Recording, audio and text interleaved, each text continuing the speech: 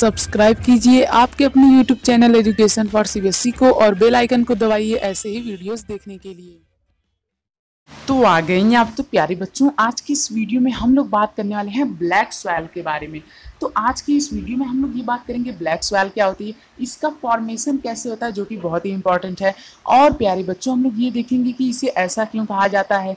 तो चलिए स्टार्ट करते हैं। इसके साथ साथ अपनी कॉपी और पेन को ले लीजिए, नोट करते चलिएगा वीडियो को पॉज कर करके, ताकि आप लोग इसे बाद में क्या कर सके प्यारे बच्चों, रिवाइज कर सके। चलिए स्टार्ट करते हैं हम लोग ब्लैक सॉइल। जो ब्लैक सॉइल होती है ये कलर में कैसी होती है, ब्लैक होती है, और इसे हम लोग रेगर सॉइल भी कहते हैं। अब यहाँ पे कॉटन जो होता है वो बहुत ही ज्यादा मात्रा में उगाया जाता है और बहुत ही अच्छी होता है, मतलब कि कॉटन का जो डेवलपमेंट होता है वो बहुत ही मस्त होता है। इसी वजह से इसे हम लोग ब्लैक कॉटन सॉइल भी कहते हैं। तो ये आपके एग्जाम में 1 मार्क्स में आ सकता है, क्योंकि अब की बार आपका एग्जाम एमसीक्यू होगा, तो इसी वजह से इसे याद रखिए। तो इसे ब्लैक कॉटन सॉइल भी कहते हैं। अब ये सॉइल का फॉर्मेशन कैसे होता है, ये थोड़ा लंबा प्रोसेस है, तो इसीलिए इसे एकदम ध्यान से देखिएगा। देखिए इसका जो फॉर्मेशन होता है वो किसकी वजह से होता है, मैग्मा के फ्लो से होता है। जैसा कि हमने देखा था, मान लीजिए हमारा क्या है, मान लीजिए हमारा कोई एक वॉल्केनो है। अब वॉल्केनो में से जो हमारा मैग्मा निकलता है वो हमारी अर्थ की सरफेस पे आ गया।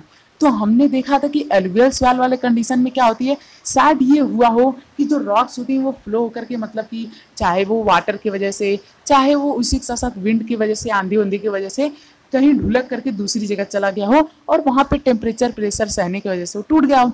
लेकिन यहाँ पे ऐसा साइंटिस्ट का मानना है कि शायद ऐसा हुआ होगा कि कोई वोल्केनो का इरेप्शन हुआ होगा, वहां से रॉक्स क्या हुई होगी, ढुलक करके अलग अलग स्थानों पे पहुंच गई होगी, और जो इग्नियस रॉक थी वो मेटामॉर्फिक रॉक में नहीं कन्वर्ट हो पाई होगी।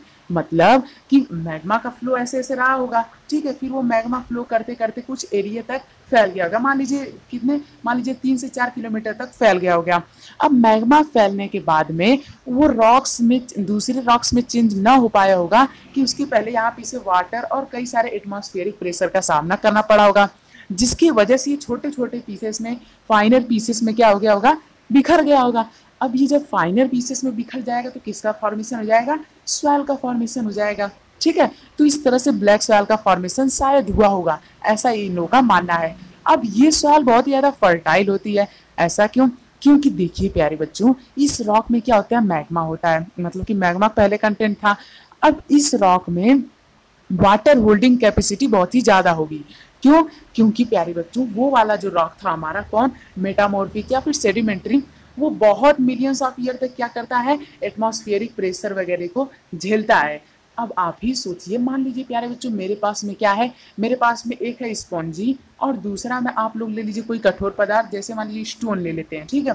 तो स्पॉन्जी में ज्यादा वाटर आएगा जबकि स्टोन में कम वाटर आएगा। ऐसा क्यों, क्योंकि प्यारे बच्चे जो हमारा स्टोन है इसके पार्टिकल्स एकदम क्लोजर है, ये बहुत ही अच्छा सॉलिड है ना, तो इसके पार्टिकल्स एकदम क्लोजर है, तो इसमें वाटर कम आएगा। जबकि जो हमारा स्पॉन्जी है, जो हमारा आप लोग कह सकते हैं गद्दा टाइप का जो स्ट्रक्चर है, इसमें क्या आएगा, इसमें बहुत ही ज्यादा वाटर आएगा। अब वाटर होल्डिंग कैपेसिटी जिस सॉइल की ज्यादा होगी वो सॉइल अच्छी होगी। क्यों, क्योंकि वह प्लांट की नीड को अच्छे से सेटिस्फाई कर सकेंगे, भैया प्लांट को वाटर ही तो चाहिए। तो इसी वजह से प्यारे बच्चों जो हमारी ये सॉइल होती है, कौन सी, ब्लैक सॉइल, ये बहुत ही ज्यादा फर्टाइल होती है। तो मुझे उम्मीद है आप लोग को समझ में आ गया होगा इसका फॉर्मेशन कैसे होता है, ये क्यों फर्टाइल होती है। ठीक है, अब हम लोग प्यारे बच्चों बात करते हैं इसके कंटेंट की।